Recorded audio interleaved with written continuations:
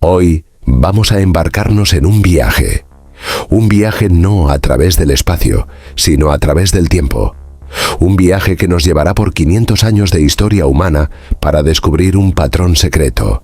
Un ciclo casi invisible que ha dictado el auge y la caída de las naciones más poderosas que el mundo ha conocido.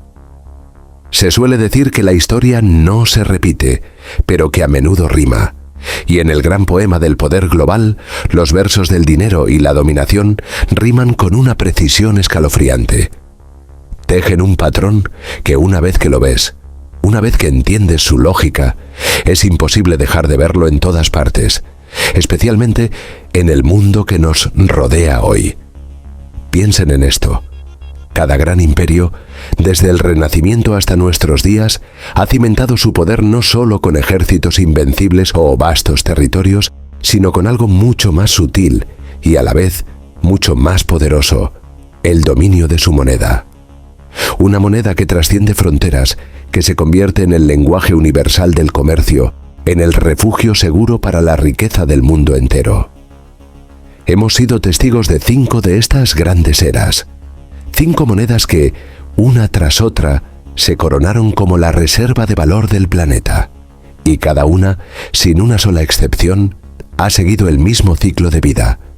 Un nacimiento humilde, un ascenso meteórico impulsado por la innovación, una era dorada de dominio absoluto y finalmente una lenta y dolorosa decadencia causada por el peso de su propio éxito. Ahora mismo, tú y yo estamos viviendo en la cúspide de lo que podría ser el final de la quinta era, la era del dólar estadounidense. Las señales, las grietas en la estructura están por todas partes si sabes dónde mirar. Una deuda que desafía la imaginación, nuevas alianzas geopolíticas que redibujan el mapa del poder y una revolución tecnológica que amenaza con cambiar para siempre lo que entendemos por dinero. Pero no se equivoquen, esta no es una aburrida clase de economía. Esta es una historia de poder, de ambición, de ingenio y de arrogancia. Es la historia de cómo se construye y se destruye el mundo. Es la crónica de un patrón de 500 años que sigue girando. Y la pregunta que hoy resuena en los pasillos del poder en Washington, en las salas de juntas de Wall Street y en la mente de cada persona que se preocupa por su futuro es simple, directa y profundamente inquietante. ¿Es el dólar el siguiente? Imaginen la escena. Julio de 1944. El mundo, nuestro mundo, todavía está envuelto en las llamas de la Segunda Guerra Mundial. El desembarco de Normandía ha ocurrido hace apenas unas semanas. Pero mientras los soldados luchan y mueren en los campos de Europa y el Pacífico, 730 delegados de 44 naciones aliadas se congregan en este remoto y lujoso hotel de New Hampshire. Su misión, casi mesiánica, es nada menos que diseñar un nuevo orden económico mundial sobre las cenizas humeantes del antiguo, el fantasma de la Gran Depresión, con sus colas del pan y su desesperación, y el caos de las guerras de divisas de los años 30, que ayudaron a encender la mecha del conflicto global, pesan como una losa sobre cada palabra pronunciada en esas salas. En el centro de este drama histórico, 2 titanes intelectuales representan 2 mundos en colisión. Por un lado, el legendario economista británico John Maynard Keynes, un hombre brillante, carismático, el rostro de un imperio británico que, aunque victorioso en el campo de batalla, estaba financieramente destrozado. Su amada libra esterlina había sido la reina indiscutible del comercio mundial durante 2 largos siglos, pero la corona ahora le pesaba demasiado. Frente a él, Harry Dexter White, el astuto y pragmático representante de unos Estados Unidos que emergían de la guerra no solo como una potencia, sino como la superpotencia económica. Una nación que casi intacta en su territorio poseía 2/3 de todas las reservas de oro del planeta. La atmósfera en Bretton Woods era eléctrica, cargada con el peso de la historia. Los delegados no solo estaban planeando la reconstrucción de la posguerra, estaban, lo supieran o no, siendo testigos y partícipes de la transferencia de poder global más significativa en más de un siglo. Keynes, con la elocuencia que lo caracterizaba, luchó con uñas y dientes por un sistema que preservara un papel protagonista para Gran Bretaña, por un orden más equilibrado. Pero la cruda realidad económica era ineludible. El centro de gravedad financiero del mundo se había desplazado de forma irrevocable a través del Océano Atlántico. Cuando el humo de los puros y las acaloradas discusiones finalmente se disipó, un nuevo sistema había nacido. Un sistema anclado no en la venerable libra, sino en el joven y poderoso dólar estadounidense. Cada moneda del mundo, desde el franco francés hasta el yen japonés, estaría vinculada al dólar.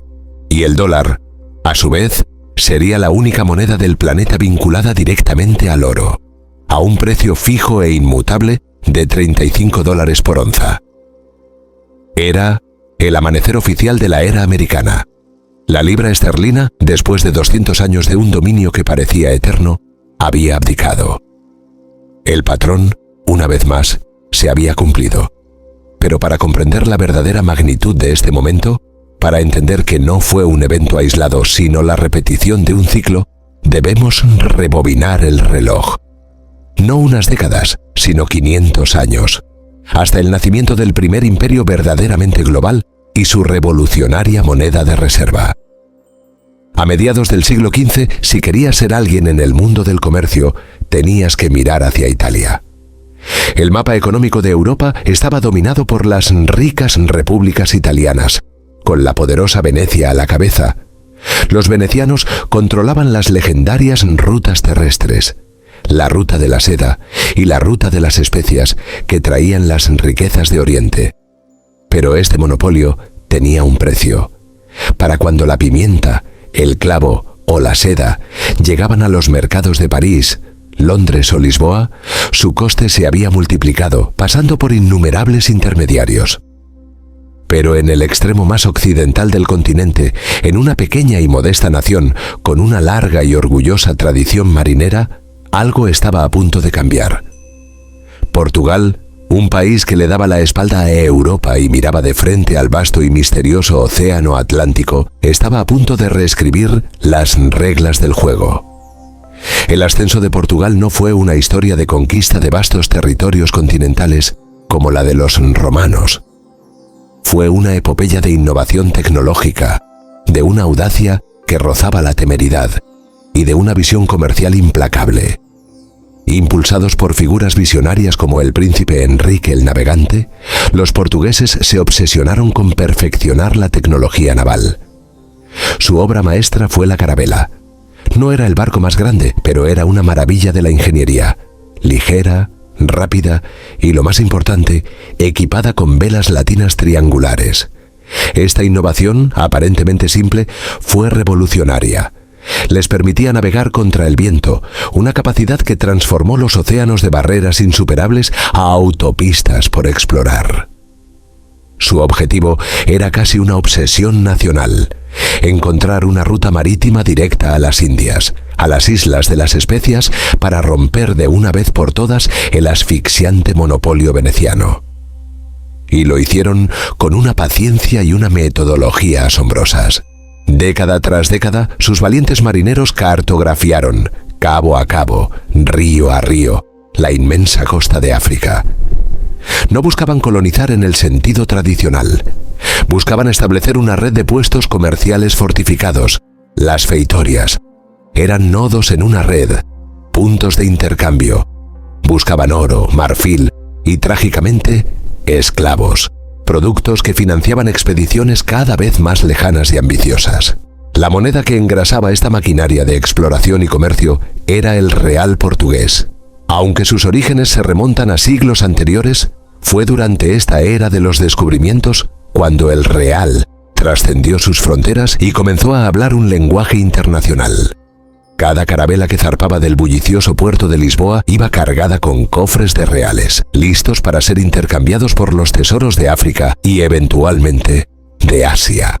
El momento que cambió la historia del mundo para siempre llegó en el año 1498. Después de un viaje épico, lleno de peligros y enfermedades, el navegante vasco da Gama logró lo que generaciones habían soñado. Rodeó el Cabo de Buena Esperanza, en el extremo sur de África, y ancló sus naves en el puerto de Calicut, en la India. La ruta marítima a las especias estaba por fin abierta. El impacto fue cataclísmico. De la noche a la mañana, Portugal podía transportar pimienta, clavo, canela y nuez moscada a Europa por una ínfima fracción del coste veneciano. Lisboa se transformó casi instantáneamente en el centro comercial más rico y dinámico del planeta.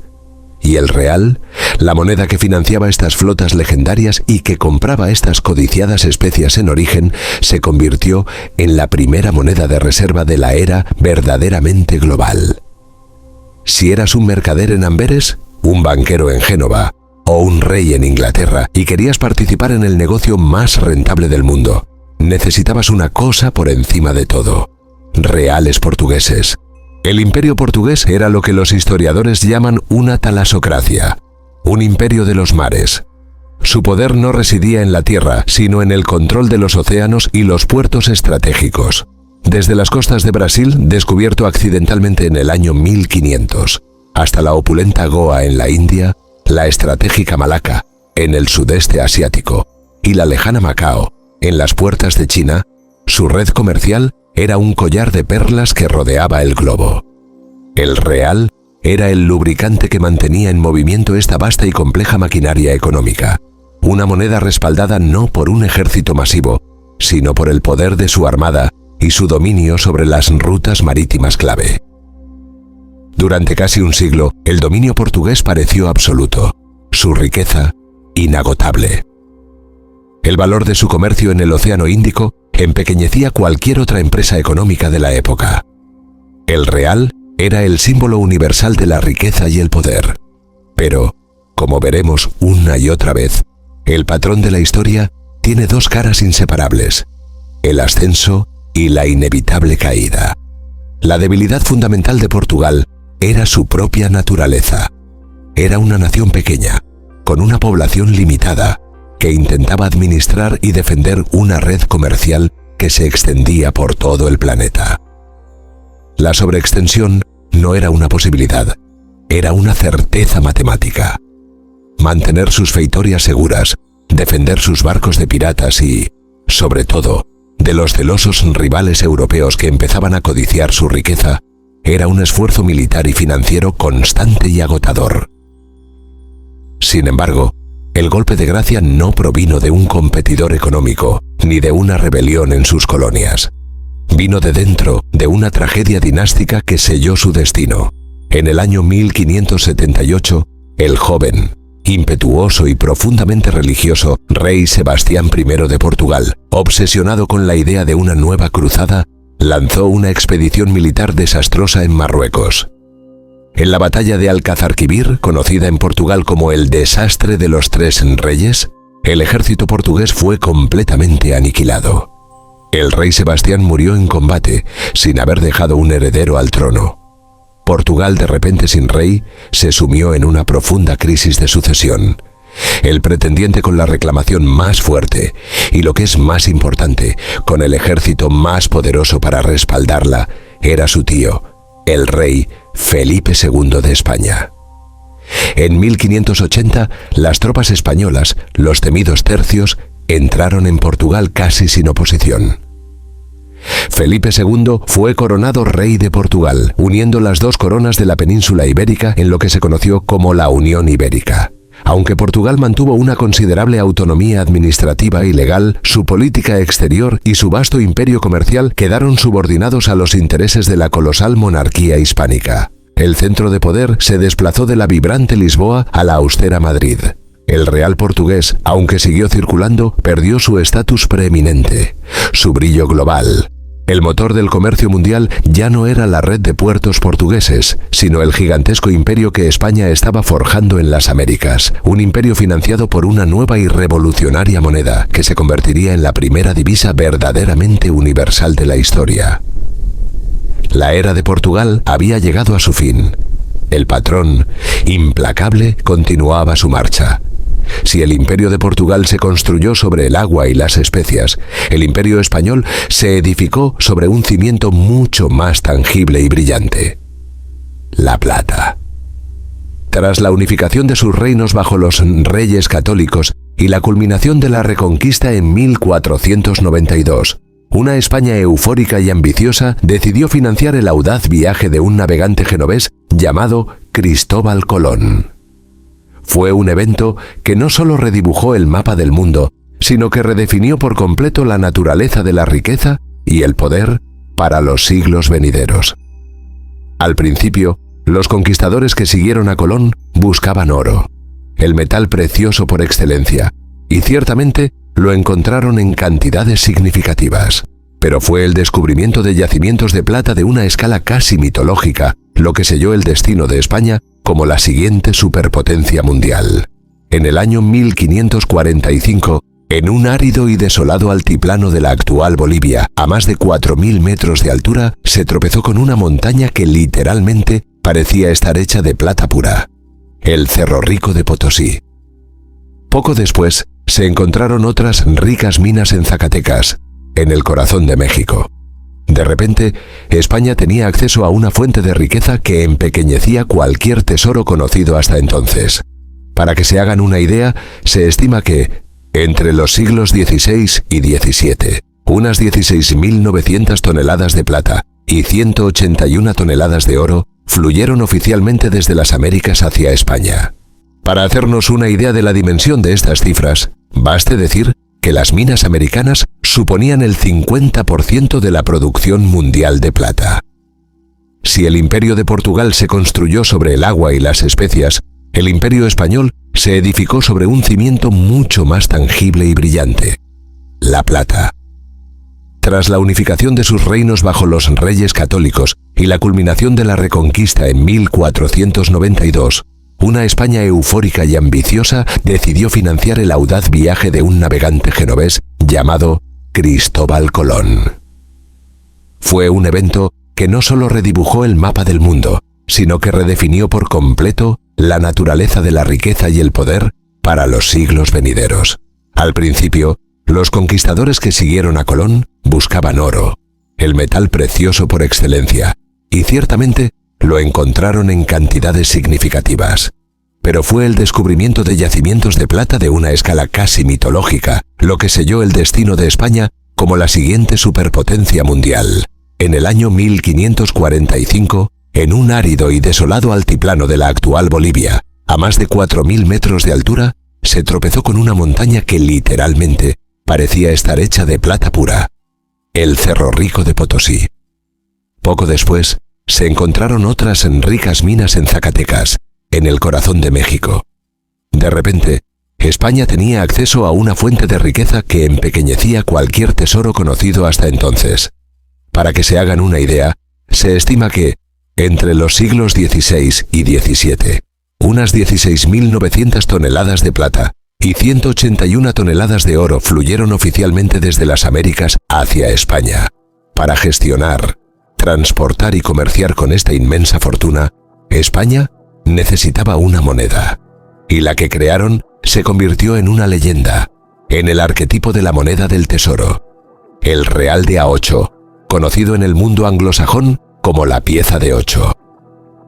Aunque sus orígenes se remontan a una reforma monetaria de 1497, fue a partir de la década de 1530, con la producción en masa en las recién creadas casas de la moneda de México, Perú y Bolivia, cuando esta robusta moneda de plata, de unos 27 gramos de peso y una pureza excepcional, se convirtió en una obra maestra de la ingeniería monetaria y en un fenómeno global. Su diseño era una declaración de poder. En un lado, el complejo escudo de armas de la monarquía hispánica. En el otro, las columnas de Hércules, los dos pilares que, según la mitología clásica, Hércules había erigido en el estrecho de Gibraltar para marcar el fin del mundo conocido. Pero en la moneda española, estas columnas estaban envueltas en una cinta con el lema Plus Ultra, que significa más allá.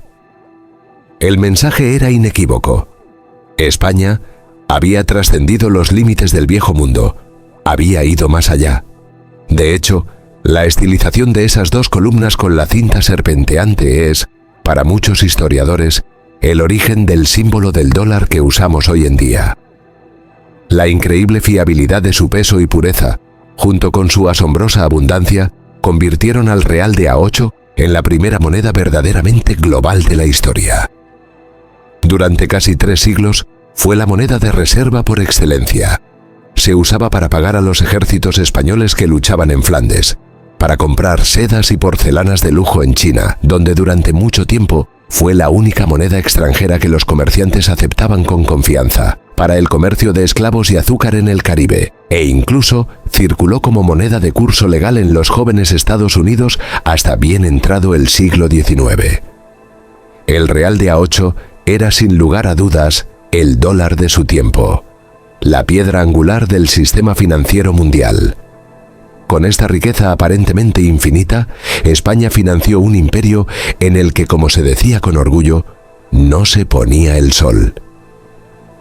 Desde las lejanas Filipinas hasta los conflictivos Países Bajos, desde el sur de Italia hasta las vastas y recién conquistadas extensiones de América, el poder español era supremo. Sus ejércitos, los temidos tercios, eran considerados la fuerza de combate más formidable de Europa.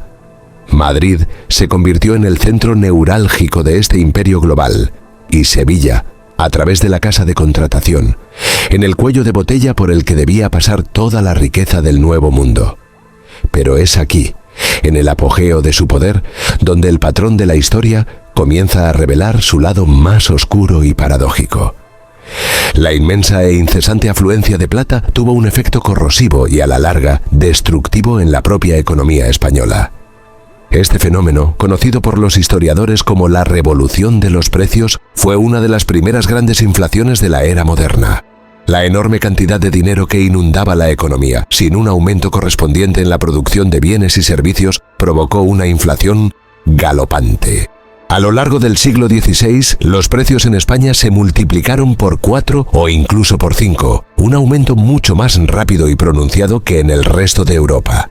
Producir cualquier cosa en España se volvió prohibitivamente caro. Era más barato para un noble español importar finas telas de Flandes o grano de Sicilia que comprar productos fabricados en Castilla. La riqueza de las Américas, en lugar de ser invertida en el desarrollo de una base industrial y agrícola sólida y competitiva, se quemaba en la compra de bienes de consumo importados y, sobre todo, en financiar las interminables y costosísimas guerras de la dinastía de los Habsburgo por toda Europa. La lucha contra la reforma protestante en Alemania, la sangrienta rebelión en los Países Bajos, las constantes guerras contra Francia, el Imperio Otomano y la Inglaterra isabelina.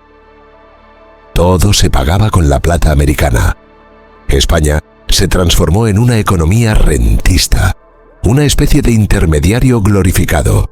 Se convirtió en un conducto por el cual la plata fluía desde las minas de América, pasaba por Sevilla y acababa, en última instancia, en los bolsillos de los banqueros genoveses que adelantaban el dinero para las guerras, y en los de los comerciantes holandeses e ingleses que sí estaban produciendo los bienes y servicios que el vasto imperio español necesitaba. El imperio vivía crónicamente de prestado, hipotecando las futuras flotas de plata para pagar las deudas de las guerras del presente. El poderoso Felipe II, en la cima de su poder, se declaró en bancarrota 3 veces. Sus sucesores, menos competentes, siguieron el mismo desastroso camino. A principios del siglo XVII, las señales de una profunda decadencia eran ya inconfundibles. La producción de plata en las minas americanas, aunque todavía masiva, comenzó a mostrar signos de agotamiento. La población de Castilla, el corazón del imperio, se estancó y luego comenzó a decrecer, diezmada por las plagas, la constante emigración a América y las incesantes levas de jóvenes para los ejércitos. La industria artesanal local, incapaz de competir con las importaciones más baratas, se marchitó y desapareció en muchas ciudades. La devastadora guerra de los 30 años, que asoló Europa entre 1618 y 1648, fue el golpe de gracia. España emergió de ella agotada, con su reputación militar hecha añicos en batallas como Rocroi, y su tesoro completamente vacío. 1640. Portugal, aprovechando la debilidad española, se rebeló y tras una larga lucha recuperó su independencia. La hegemonía española en Europa había terminado de forma definitiva. El real de A8, por su calidad intrínseca, seguiría siendo una moneda comercial importante durante mucho tiempo, un fantasma de la gloria pasada. Pero el imperio que la había creado estaba sumido en una larga, dolorosa e irreversible decadencia. El centro del poder económico y naval del mundo se estaba desplazando una vez más, esta vez hacia el norte, hacia una pequeña, tenaz y pragmática república que había nacido precisamente de la rebelión contra el poder español. Una nación que estaba perfeccionando un nuevo modelo de poder, basado no en la extracción de metales preciosos, sino en el dominio absoluto del comercio y las finanzas, la República Holandesa. Mientras el coloso español se desmoronaba lentamente bajo el peso de su propio imperio, una nueva potencia, ágil y dinámica, emergía de las aguas del Mar del Norte. La República de los 7 Países Bajos Unidos, forjada en el fuego de una lucha de 80 años por su independencia de España, era una auténtica rareza en la Europa de las monarquías absolutas y la ortodoxia religiosa. Era una república, con un grado de tolerancia religiosa inaudito para la época, y con una mentalidad ferozmente capitalista.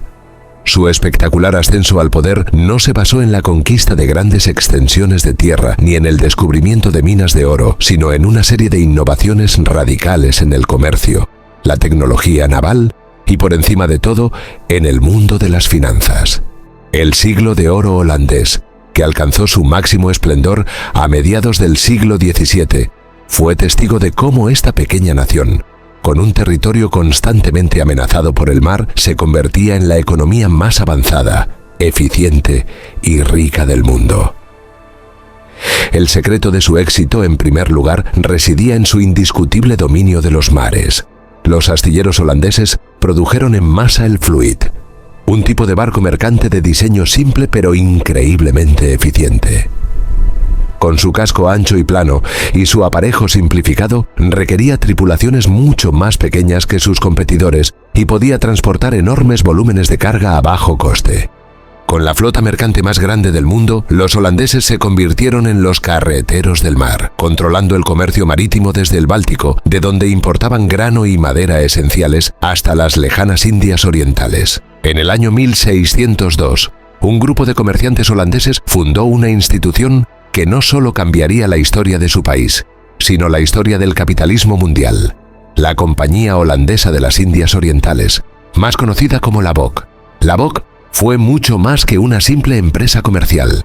Fue la primera corporación multinacional del mundo y la primera compañía en la historia en emitir acciones que se podían comprar y vender libremente. Con su propio ejército, su propia y formidable armada y la autoridad para firmar tratados, acuñar moneda y declarar la guerra, la VOC se comportaba como un estado dentro de otro estado. En pocas décadas estableció un monopolio brutal y a menudo sangriento sobre el lucrativo comercio de especias en Asia, desplazando violentamente a los portugueses de sus antiguas fortalezas. El corazón palpitante de este imperio comercial global era la ciudad de Ámsterdam. Y en el corazón de Ámsterdam se encontraban 2 instituciones que eran el motor de su éxito. La primera, la Bolsa de Ámsterdam, creada también en 1602, fue el primer mercado de valores permanente del mundo.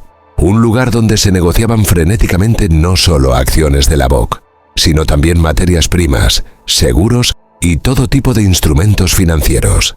La segunda, el Banco de Ámsterdam.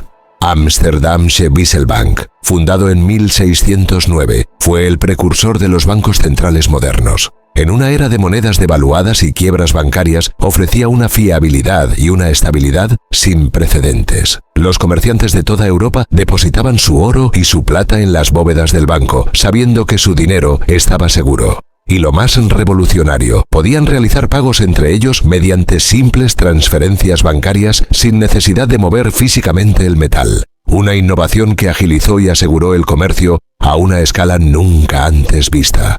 La moneda que lubricaba todo este sistema era el florín holandés, también conocido como gulden. Respaldado por la inmensa solidez del Banco de Ámsterdam, y la pujanza sin igual de la economía holandesa, el florín se convirtió en la moneda de cuenta y de pago preferida para el comercio internacional en toda Europa. Era una moneda estable, fiable y fácilmente convertible, exactamente lo que el creciente y cada vez más complejo comercio mundial necesitaba. Durante casi un siglo, el florín fue la principal moneda de reserva del mundo. Ámsterdam era el centro financiero del planeta, el lugar al que todos miraban, y la riqueza que fluía hacia la pequeña república era simplemente asombrosa. Este fue el periodo de los grandes maestros de la pintura como Rembrandt y Vermeer, del filósofo Baruch Spinoza, de los avances científicos de Christian Huygens. Una época de increíble prosperidad, innovación y un florecimiento artístico que dejó un legado imborrable. Pero, una vez más, el patrón de la historia es implacable. El éxito genera envidia y atrae a rivales poderosos, y la riqueza acumulada debe ser defendida a un coste cada vez mayor. La pequeña república, rica pero demográficamente limitada, se vio envuelta en una serie de guerras extremadamente costosas contra sus vecinos, mucho más grandes y poblados. Las guerras anglo-holandesas, libradas contra Inglaterra por el control de las rutas comerciales marítimas, y las devastadoras invasiones terrestres de la Francia del Rey Sol, Luis XIV, pusieron una enorme y constante presión sobre las finanzas del Estado. La República se vio obligada a mantener un ejército y una armada enormes, mucho más allá de lo que su tamaño sugeriría, financiados con los impuestos más altos de Europa y una creciente y sofisticada deuda pública. Aunque los holandeses eran maestros de las finanzas, el coste de la guerra perpetua comenzó a pasar una factura insostenible. La Guerra de Sucesión Española, que se prolongó desde 1701 hasta 1714, en la que los holandeses se aliaron con Inglaterra y Austria para evitar que un Borbón francés se sentara en el trono español, fue particularmente agotadora. Salieron del conflicto en el bando vencedor, pero económicamente exhaustos, con su deuda pública en niveles estratosféricos. Mientras tanto, su principal aliado y a la vez su más encarnizado rival, Inglaterra, no solo estaba observando, sino que estaba adoptando, adaptando y perfeccionando las propias innovaciones financieras, comerciales y navales de los holandeses. Londres comenzó a desafiar seriamente a Ámsterdam como el principal centro financiero de Europa.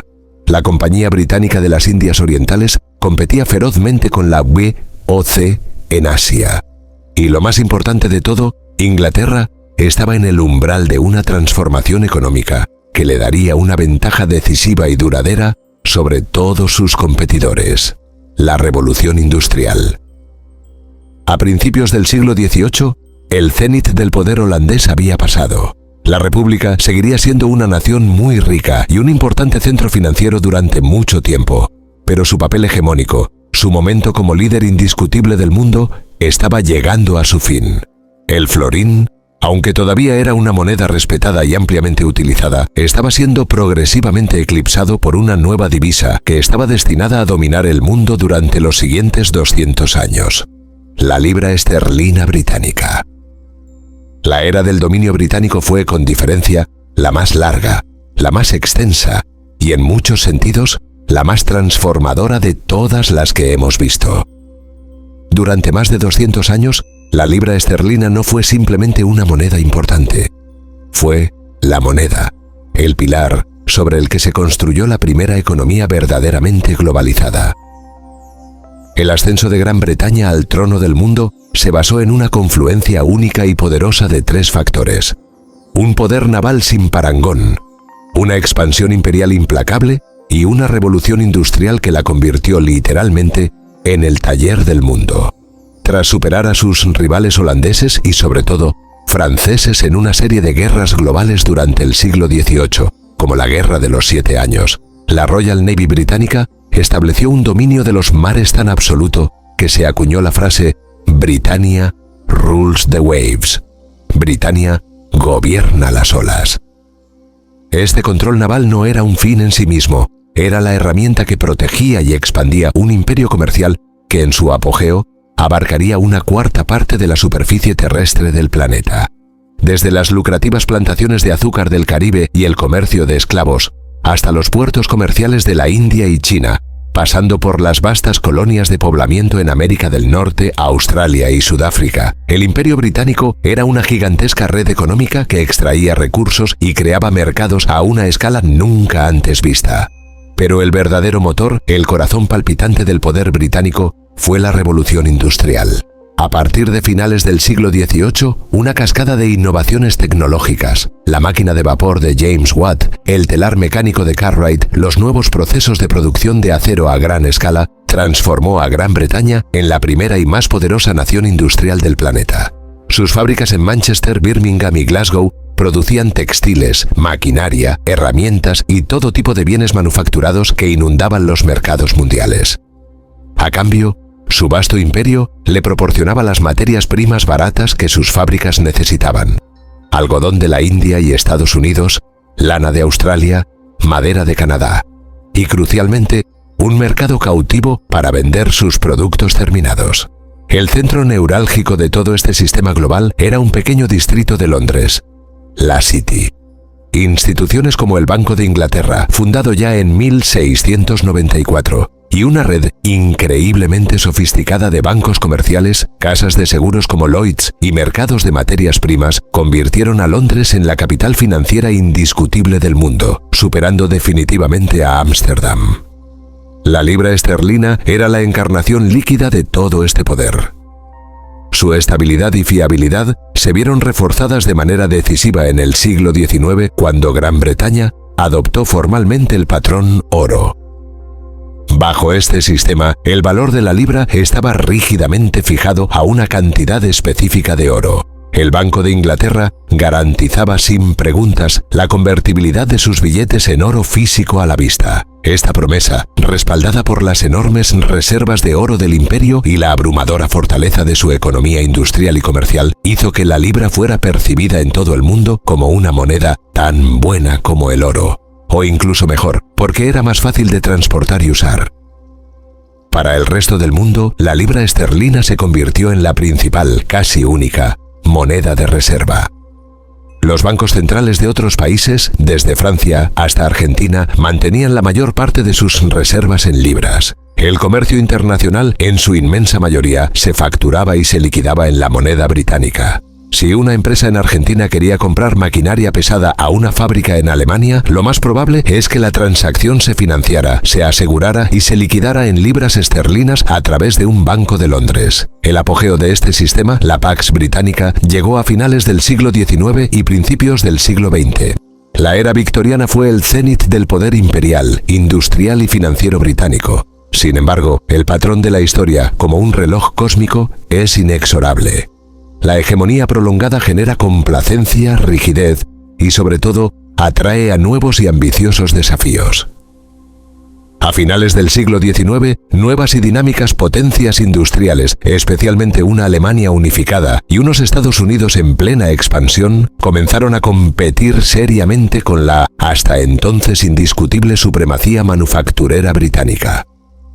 Pero el verdadero principio del fin, el cataclismo que destrozaría el viejo orden mundial, fueron las dos guerras mundiales.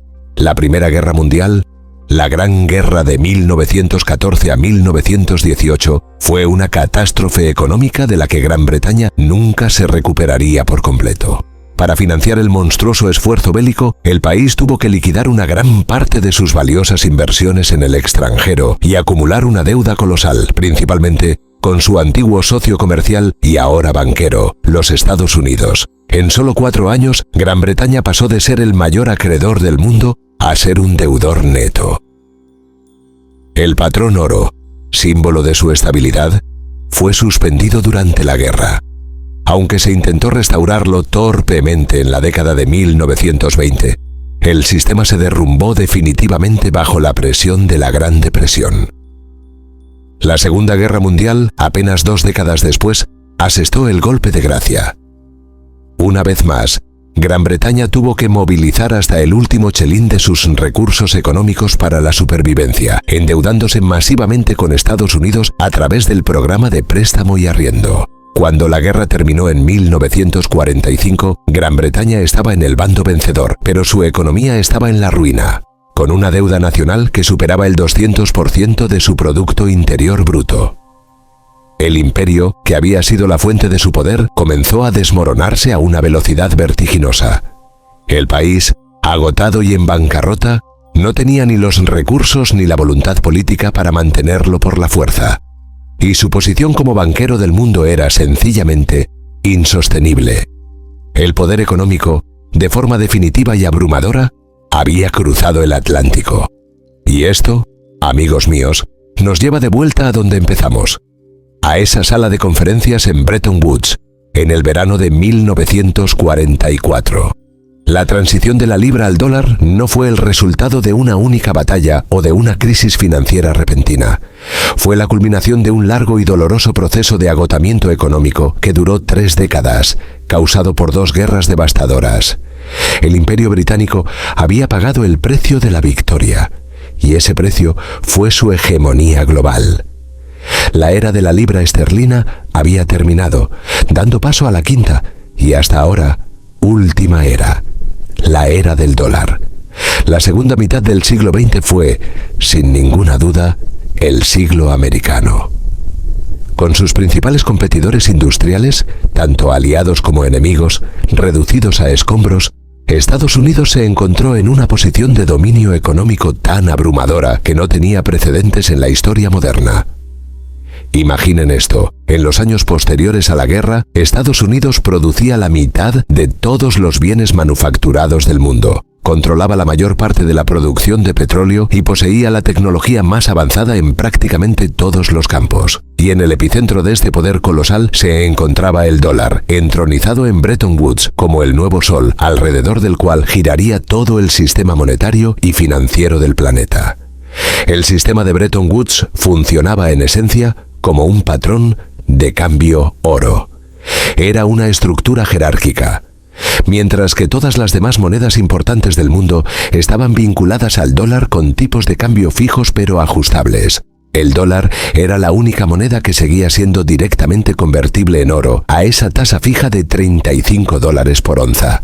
Esto le otorgaba a Estados Unidos un poder único, algo que el ministro de Finanzas francés Valéry Giscard d'Estaing, con una mezcla de admiración y resentimiento, bautizó más tarde como un privilegio exorbitante.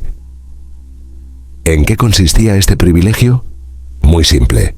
Estados Unidos podía comprar petróleo de Arabia Saudita, coches de Alemania o productos electrónicos de Japón simplemente imprimiendo más dólares. Mientras tanto, todos los demás países del mundo tenían que ganar esos dólares, exportando bienes y servicios reales para poder comerciar entre ellos o acumular reservas. Durante las décadas de 1950 y 1960, hay que admitirlo, el sistema funcionó notablemente bien. Impulsó una era de crecimiento económico global sin precedentes, un periodo que en Europa se conoce como los 30 gloriosos, y que a nivel mundial se denomina la Edad de Oro del capitalismo. Durante las décadas de 1950 y 1960, hay que admitirlo, el sistema funcionó notablemente bien. Impulsó una era de crecimiento económico global sin precedentes, un periodo que en Europa se conoce como los 30 gloriosos, y que a nivel mundial se denomina la Edad de Oro del capitalismo. El comercio mundial se expandió a un ritmo vertiginoso. Europa y Japón se reconstruyeron a una velocidad asombrosa, ayudados en gran medida por la generosidad estratégica del Plan Marshall. Y la estabilidad de los tipos de cambio fomentó la inversión a largo plazo y la planificación económica. El dólar era el rey indiscutible. Los bancos centrales de todo el mundo acumulaban dólares como su principal activo de reserva. ¿Por qué? Porque eran considerados tan buenos como el oro, pero con una ventaja adicional. A diferencia del oro, que simplemente se guarda en una bóveda, los dólares podían invertirse en bonos del Tesoro de Estados Unidos y generar intereses. La demanda mundial de dólares parecía infinita, insaciable. Sin embargo, si algo nos enseña el patrón de la historia, es que la sobreextensión, el abuso del poder, es el talón de Aquiles de todo imperio. Y Estados Unidos, a pesar de su poder sin igual, no iba a ser la excepción. A mediados de la década de 1960, dos enormes y simultáneos compromisos de gasto comenzaron a ejercer una presión insostenible sobre los cimientos del sistema de Bretton Woods. En el frente interno, el presidente Lyndon B. Johnson, con una visión ambiciosa, lanzó su programa de la Gran Sociedad, una masiva y costosa expansión de los programas de bienestar social, la lucha contra la pobreza y los derechos civiles. Al mismo tiempo, en el frente externo, Estados Unidos se hundía cada vez más en el pantano de la guerra de Vietnam, un conflicto enormemente caro, tanto en vidas como en dinero, y que dividía profundamente a la sociedad estadounidense.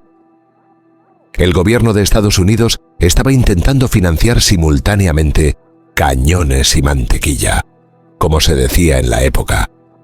Y lo peor es que lo hacía no con la medida fiscalmente responsable de subir los impuestos para pagar estos gastos, sino con la solución más fácil y tentadora: imprimir más y más dinero. La cantidad de dólares en circulación por el mundo comenzó a crecer de forma exponencial, mucho más rápido que las reservas de oro que, teóricamente, los respaldaban en las bóvedas de Fort Knox. Los países extranjeros, especialmente en Europa, comenzaron a acumular enormes cantidades de estos dólares. Al principio, estaban contentos de mantenerlos como reservas, pero a medida que la inflación en Estados Unidos comenzó a aumentar y el valor real de sus tenencias de dólares a disminuir, la confianza empezó a erosionarse y la desconfianza a crecer. El sistema de Bretton Woods, como señaló brillantemente el economista Robert Triffin, contenía la semilla de su propia destrucción. Esta paradoja se conoce como el dilema de Triffin. Para que el sistema funcionara y el comercio mundial creciera, Estados Unidos tenía que suministrar dólares al mundo, lo que requería que mantuviera déficits comerciales y de pagos. Pero si esos déficits continuaban indefinidamente, la cantidad de dólares en el extranjero superaría con creces las reservas de oro de Estados Unidos, y la confianza en la capacidad de Estados Unidos para convertir esos dólares en oro, la promesa central del sistema, se derrumbaría inevitablemente. Era una trampa de la que no había escapatoria. A finales de la década de 1960, la situación se volvió crítica. Países como Francia, bajo el liderazgo del orgulloso y nacionalista Charles de Gaulle, que desconfiaba profundamente de la hegemonía estadounidense, comenzaron a ejercer su derecho legal bajo Bretton Woods, cambiar sus crecientes reservas de dólares por oro físico del Tesoro de Estados Unidos. Esto provocó una sangría constante y alarmante en las reservas de oro estadounidenses. El mercado del oro en Londres, que operaba en paralelo al sistema oficial, se vio sometido a una intensa presión especulativa, ya que los inversores de todo el mundo apostaban a que Estados Unidos se vería obligado tarde o temprano a devaluar el dólar frente al oro, es decir, a aumentar el precio oficial de $35 por onza. En el caluroso verano de 1971, la crisis llegó a su punto de ebullición. Gran Bretaña, el aliado más cercano de Estados Unidos, solicitó formalmente convertir 3.000 millones de dólares de sus reservas en oro. Fue la gota que colmó el vaso. El presidente Richard Nixon y su equipo de asesores económicos se reunieron en secreto en Camp David y se dieron cuenta de la cruda realidad. Si no actuaban de forma drástica e inmediata, las reservas de oro de Estados Unidos se agotarían por completo en cuestión de semanas, provocando un colapso caótico y descontrolado de todo el sistema monetario internacional. La noche del domingo 15 de agosto de 1971, interrumpiendo la programación habitual, el presidente Nixon se dirigió a la nación y al mundo con un anuncio que, aunque presentado como una medida técnica y temporal, cambiaría para siempre la naturaleza del dinero. Con un tono solemne declaró: «He ordenado al secretario del Tesoro Connally que suspenda temporalmente la convertibilidad del dólar en oro». La palabra clave aquí fue temporalmente. Fue un eufemismo diplomático, una forma de suavizar un golpe de una magnitud histórica. En realidad, lo que Nixon acababa de hacer era cerrar la ventana del oro de forma permanente.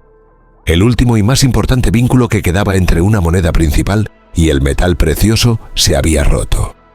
En efecto, y aunque nunca se admitió así, Estados Unidos había incumplido unilateralmente su promesa central. la piedra angular del acuerdo de Bretton Woods. La reacción mundial fue de conmoción, incredulidad y una profunda confusión. Al día siguiente, los mercados de divisas de todo el mundo, desde Londres hasta Tokio, se vieron obligados a cerrar para evitar un pánico masivo y una venta descontrolada de dólares. El sistema que había proporcionado una relativa estabilidad económica durante un cuarto de siglo, la era de mayor prosperidad de la historia, había muerto de un plumazo. El mundo entero entró en un territorio completamente desconocido. Un sistema de tipos de cambio flotantes, donde los valores de las monedas ya no estarían fijos, sino que subirían y bajarían cada día, cada minuto, según las caprichosas fuerzas del mercado. Pero más fundamentalmente, el mundo entero, por primera vez en la historia, pasó a un estándar de dinero puramente fiduciario, o fiat. Ninguna de las principales monedas del mundo estaba ya respaldada por un activo físico tangible como el oro o la plata.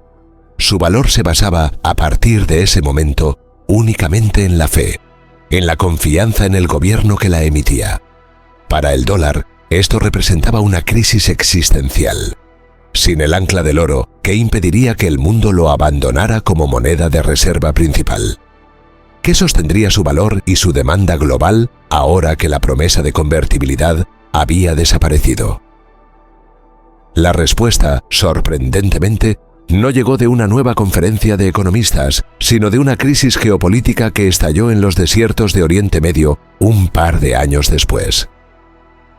En octubre de 1973, en respuesta al apoyo militar de Estados Unidos a Israel, durante la guerra de Yom Kippur, las naciones árabes productoras de petróleo, agrupadas en la OPEP y lideradas por la poderosa Arabia Saudita, impusieron un embargo de petróleo a Estados Unidos y a sus aliados occidentales. El precio del petróleo se cuadruplicó en cuestión de meses, sumiendo al mundo industrializado en una grave crisis energética, con largas colas en las gasolineras y en un nuevo y terrible fenómeno económico: la estanflación, una combinación tóxica de estancamiento económico, alto desempleo e inflación galopante. Fue en medio de esta crisis, en un movimiento de una audacia y una brillantez geopolítica extraordinarias, que la administración estadounidense, bajo la dirección del astuto secretario de Estado Henry Kissinger, negoció un acuerdo trascendental con la Casa Real de Arabia Saudita, el productor de petróleo más influyente del mundo, el llamado Banco Central del Petróleo.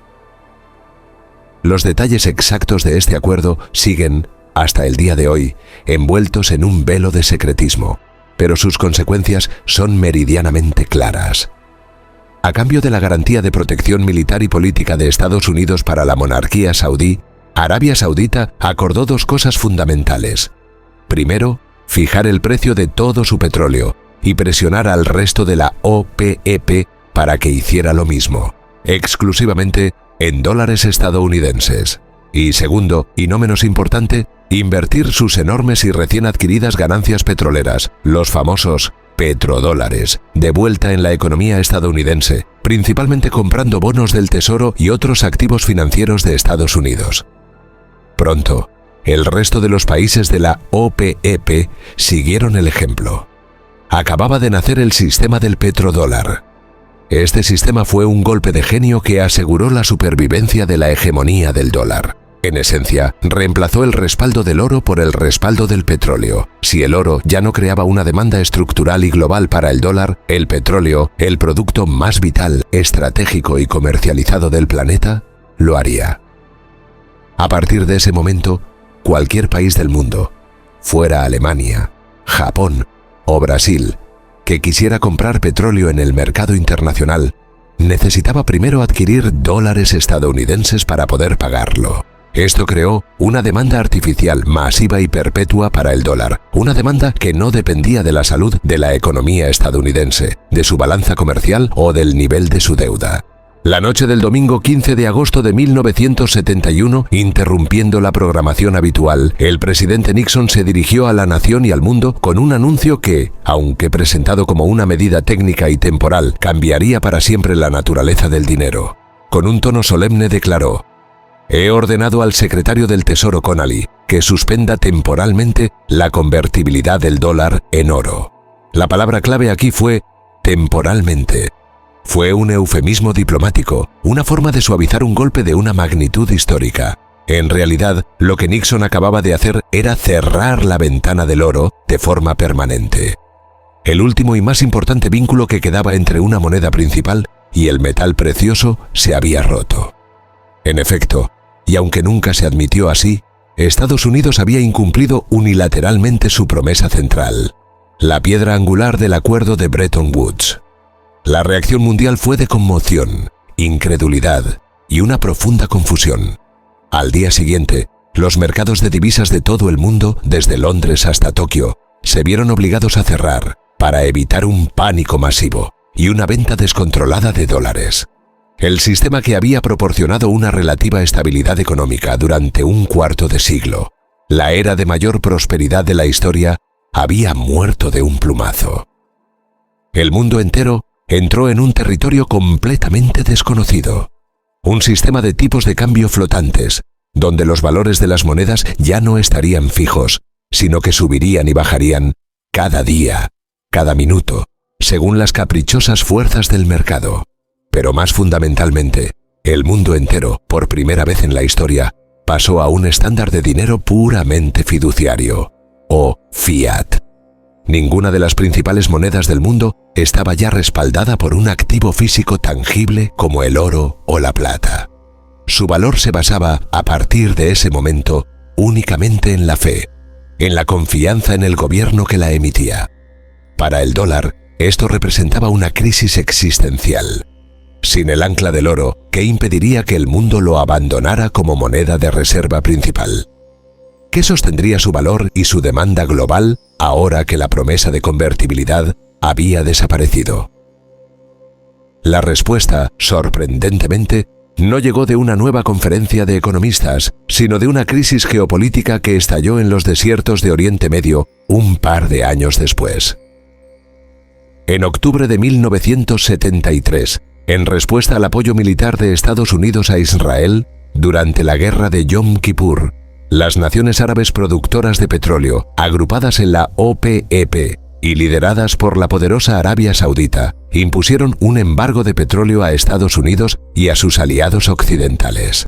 El precio del petróleo se cuadruplicó en cuestión de meses, sumiendo al mundo industrializado en una grave crisis energética, con largas colas en las gasolineras y en un nuevo y terrible fenómeno económico: la estanflación, una combinación tóxica de estancamiento económico, alto desempleo e inflación galopante.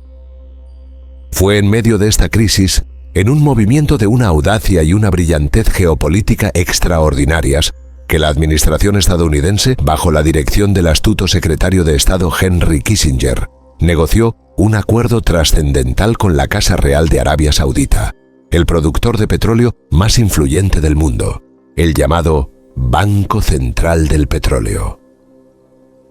Los detalles exactos de este acuerdo siguen, hasta el día de hoy, envueltos en un velo de secretismo, pero sus consecuencias son meridianamente claras. A cambio de la garantía de protección militar y política de Estados Unidos para la monarquía saudí, Arabia Saudita acordó dos cosas fundamentales. Primero, fijar el precio de todo su petróleo y presionar al resto de la OPEP para que hiciera lo mismo, exclusivamente en dólares estadounidenses. Y segundo, y no menos importante, invertir sus enormes y recién adquiridas ganancias petroleras, los famosos petrodólares, de vuelta en la economía estadounidense, principalmente comprando bonos del Tesoro y otros activos financieros de Estados Unidos. Pronto, el resto de los países de la OPEP siguieron el ejemplo. Acababa de nacer el sistema del petrodólar. Este sistema fue un golpe de genio que aseguró la supervivencia de la hegemonía del dólar. En esencia, reemplazó el respaldo del oro por el respaldo del petróleo. Si el oro ya no creaba una demanda estructural y global para el dólar, el petróleo, el producto más vital, estratégico y comercializado del planeta, lo haría.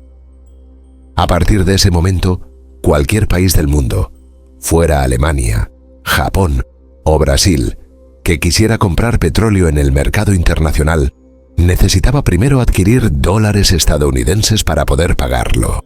Esto creó una demanda artificial masiva y perpetua para el dólar, una demanda que no dependía de la salud de la economía estadounidense, de su balanza comercial o del nivel de su deuda. Y están desarrollando y expandiendo sus propios sistemas de pago internacionales, como el CIPS de China y el SPFS de Rusia, para competir con la red SWIFT, a través de la cual fluye la mayor parte del comercio mundial y que Estados Unidos ha utilizado como una poderosa arma financiera.